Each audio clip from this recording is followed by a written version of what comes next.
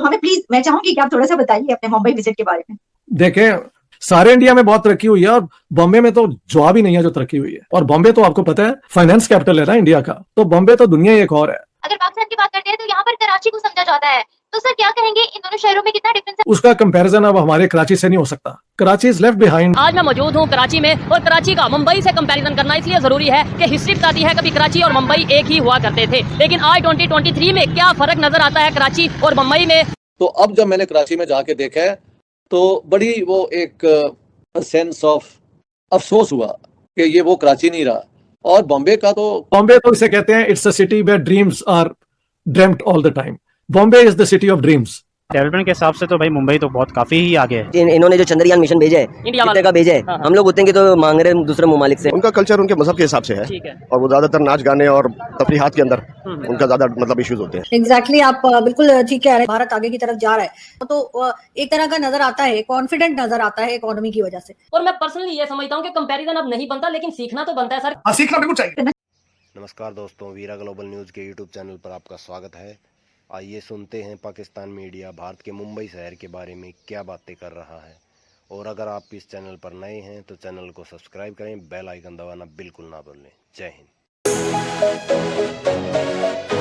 चाहूंगी कि आपका जो मुंबई का विजिट हुआ तो मुझे तो बहुत ज्यादा एक चार्म है। मुंबई सिटी आपको पता है ना पाकिस्तान में कैसे देखा जाता है, वहाँ पे फिल्म इंडस्ट्री भी है और बहुत कुछ। मुंबई में भी कहा जाता है कि जो पहले था वो बहुत ज्यादा तरक्की कर गया, बहुत ज्यादा तरक्की और डेवलपमेंट नजर आती है। क्या ऐसा आपको भी देखने को मिला? तो हमें प्लीज, मैं चाहूंगी कि आप थोड़ा सा बताइए अपने मुंबई विजिट के बारे में। देखें, वैसे तो सारे हिंदुस्तान में पिछले 10 सालों में जो तरक्की हुई है ना, इंडस्ट्रियल ग्रोथ, इंफ्रास्ट्रक्चर, इतना ऑब्वियस है कि आप उसको डिनाई नहीं कर सकते। और बॉम्बे तो आपको पता है कि हिंदुस्तान के सारे शहरों में सबसे ज्यादा रेवेन्यू इंडियन गवर्नमेंट का बॉम्बे से आता है। फाइनेंस कैपिटल है ना इंडिया का, बहुत तरक्की हुई है। सारे इंडिया में बहुत तरक्की हुई है और बॉम्बे में तो जवाब ही नहीं है जो तरक्की हुई है। बॉम्बे तो इतना फैल गया है और इतनी नई लोकेलिटीज, उन्होंने नए ब्रिज बना के, तो बॉम्बे तो दुनिया ही एक और है। उसका कंपैरिजन अब हमारे कराची से नहीं हो सकता। Karachi is left behind. वो MQM की टेररिज्म और उसने कराची का जो पोटेंशियल था ना उसका सत्यानाश कर दिया। बॉम्बे तो दुनिया की अब जो बड़ी फाइनेंशियल जहां पे उनकी क्लाउड है उनमें से एक सिटी है भाई। And it's so well developed. उनके तो हर इलाके के अपने एयरपोर्ट्स हैं। Can you believe it? एक तो है ना बॉम्बे का इंटरनेशनल एयरपोर्ट, एक जो मुख्तलिफ आउटलाइन इलाके हैं उनके अपने अपने एयरपोर्ट बन चुके हैं। और वहां पे वो हेलीकॉप्टर सर्विस भी चलती है जैसे वो न्यूयॉर्क और इन मुल्कों में होती है। अलबत्ता मॉनसून का बता दूं कि unless you are in love with rain, try the winter months.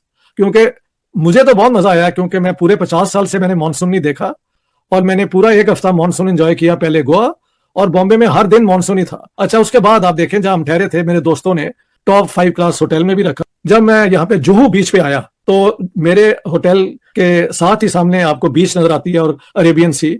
नीचे जब मैं गया तो गाड़ी एक जगह खड़ी हो गई ट्रैफिक जैम में और मैंने देखा बाहर परछाइयां। एक्चुअली साहिर लुधियानवी जो पोएट है उनकी सबसे मशहूर तवील नज़म है और उनका घर, उन्होंने अपने घर का नाम भी परछाइयां लिखा था। तो अगले दिन फिर मैंने वहां जाके पिक्चर ली, क्योंकि आपको पता है मेरा जो बड़ा बेटा है उसका नाम मैंने साहिर लुधियानवी साहब की याद में रखा हुआ है। तो वो पिक्चर ली।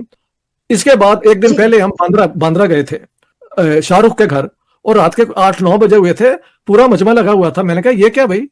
कहते हैं जी लोग यहाँ आके खड़े रहते हैं कि एक झलक शायद शाहरुख आए तो उसको वो देख लें। ऑनेस्टली रात के 9 बजे हुए थे और बारिश हो रही थी। सो बॉम्बे तो इसे कहते हैं it's a city where dreams are dreamed all the time. Bombay is the city of dreams. अगर पाकिस्तान की बात करते हैं तो यहाँ पर कराची को समझा जाता है, तो सर क्या कहेंगे इन दोनों शहरों में कितना डिफरेंस है मुंबई में? और अगर इसका ही कंपैरिजन कराची से करें तो क्या कहेंगे?